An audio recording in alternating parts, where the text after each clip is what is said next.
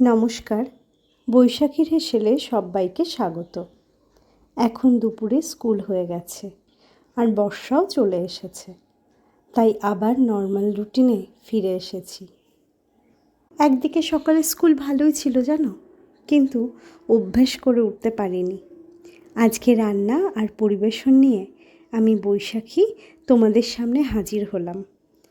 মাছের তেল বেশ খানিকটা ছিল, তাই দিয়ে তৈরি করলাম মাছের তেলের বড়া। আজ কোনো রকম ডাল রান্না করিনি। কচি লাল শাক খুব বাজারে উঠছে। সকালে সবজি বাজারে আমাদের ছুটির দিন ছাড়া যাওয়া হয় না, তাই কাল বিকেলের বাজার থেকে আনা লাল শাক আজকে রান্না করেছি। গামাখা করে আলু পটলের তরকারি করলাম। আজকের খাবারে সবজির পরিমাণ বেশি রেখেছি।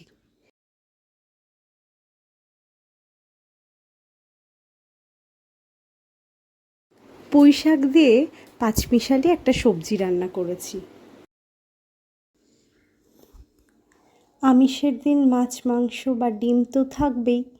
আজ রান্না করেছি ঝাল ঝাল করে পাঙাশ মাছ। মাছটায় ভীষণ তেল ছিল, খেতেও সুস্বাদু। বর্ষার জলে এখন খুব ভালো ভালো মাছ পাওয়া যাবে।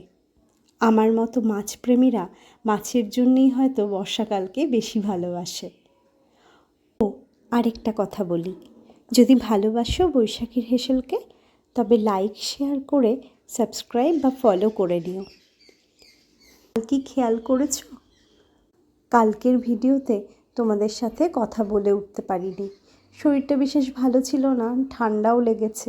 বুঝতে পারছো কি না জানি না, আমার ঠান্ডা লেগেছে, তাই কালকে আর কথা বলিনি। ভিডিওর সাথে গান অ্যাড করেছিলাম। যাই হোক, আজ তবে আসলাম, কাল আবার আসবো। তোমরা তোমাদের পরিবারকে নিয়ে সুস্থ থেকো, ভালো থেকো। নমস্কার।